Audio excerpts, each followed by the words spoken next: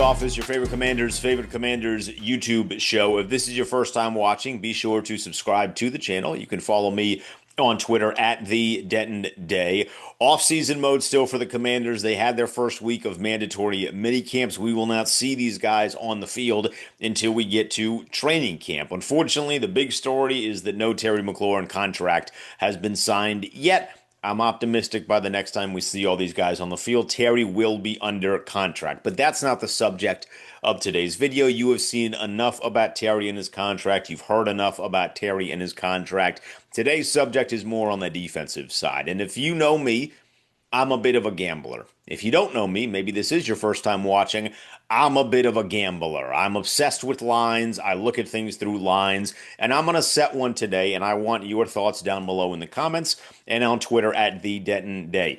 If I set the line for Marshon Lattimore, interceptions at 4.5, in 2025, are you going over or are you going under?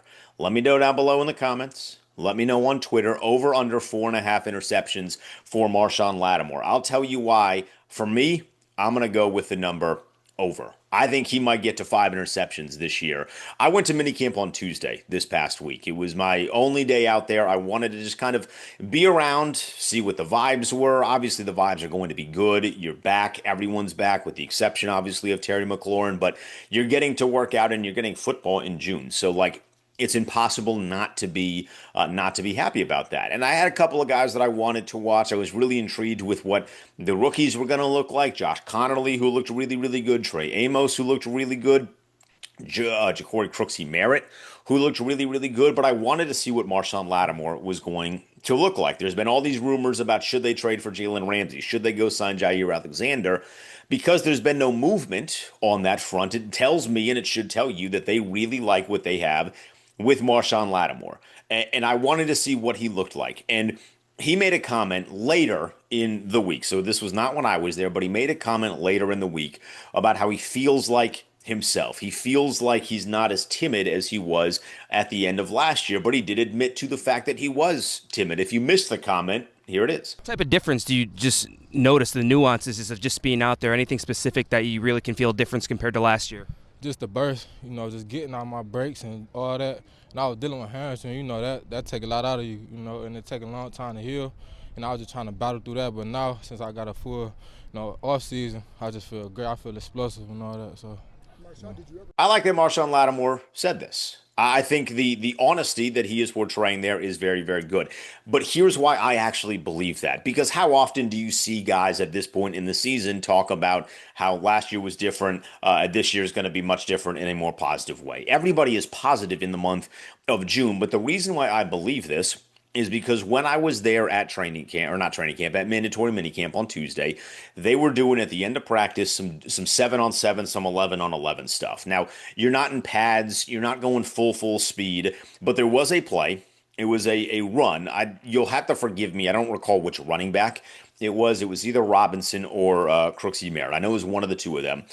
They knock off like a what we call a minicamp touchdown, right? They break through basically the second line of defense, and they just run the thing out to the end zone. But the reason why I was so intrigued with this play, it went as kind of a counter. You step right, you go through the left. And on the left side of the defense, right side to the offense, is where Marshon Lattimore was playing. It was the far side of where us, the media, were standing. We stand on like this little hill overlooking the practice field. He was standing on the far side. The run came to us on the near side. And the reason I bring this up is because Brian Robinson, I think it was Robinson, now that I'm putting more thought into it, I believe it was Brian Robinson. He takes that thing to the end zone. But if it was an actual game, he doesn't score because from the backside of the play, Marshon Lattimore comes and chases him down. And like in minicamp, it's, who cares? It's not game speed. You're not tackling, whatever.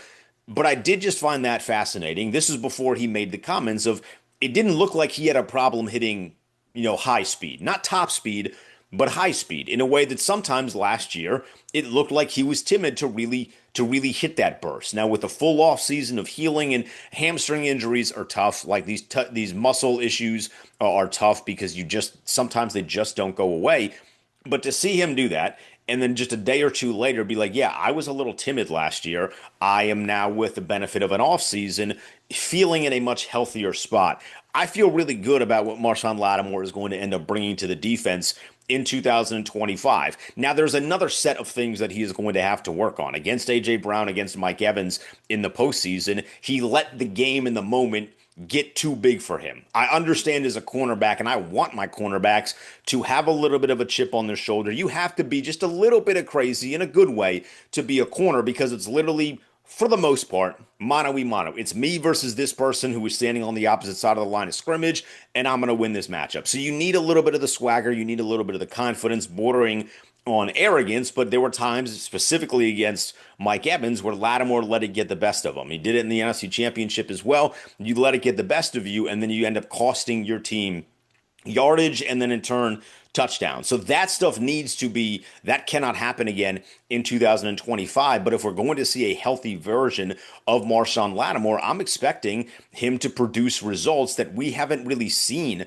amongst the cornerbacks in a very, very long time. If you really put some thought into it, the last corner that played here that you really thought could come away with 4 or 5 interceptions on a season was D'Angelo Hall, at least on a consistent basis. There have been some guys sprinkled in that had good seasons since D Hall played here, but in terms of guys being able to force turnovers, it was supposed to be Emmanuel Forbes. Boy, swing and a miss there. But we haven't really had somebody on this roster that can be a turnover machine, or can be a guy that is going to shut down parts of the field, where I do believe that Marshon Lattimore, while maybe not amongst the best of the best corners in this league right now, Surtain is really, really good. There are a couple other guys. Sauce Gardner is really, really good. There are a bunch of other guys across the NFL that are legitimate shutdown guys. I don't know if he is a legitimate shutdown guy, but I do think in 2025 he can be a legitimate number one corner that could come away with 4 or 5 interceptions. One of the things he was really good at in his time in New Orleans was baiting guys, baiting quarterbacks. And you have to have that trait and that instinct to be a top level corner in the NFL. So if he gets to the point where he is back in his bag, as the kids say, in terms of baiting quarterbacks, but now has that explosivity and that burst that he lacked in 2025 to make plays on the football, that should mean good things for the defense. So I'm expecting a big time year from Marshon Lattimore. I was really happy with what I saw. Now, again, it's day one of minicamp. It's not setting the world on fire, but it just looked like he was way more comfortable inside of what he was doing, inside of like actually getting out there and running, than we saw all of last season. So I feel really good about Marshon Lattimore. I want to know how you feel. Let me know down below in the comments. If I set that line over under 4.5 interceptions, what is he going to hit? Is he going to go over 4.5? Is he just going to come away with 3 or 4? Let me know down below. You can tweet me at the Denton Day. I appreciate you coming in for the Sunday service variation of Denton's office. Now, respectfully, get out.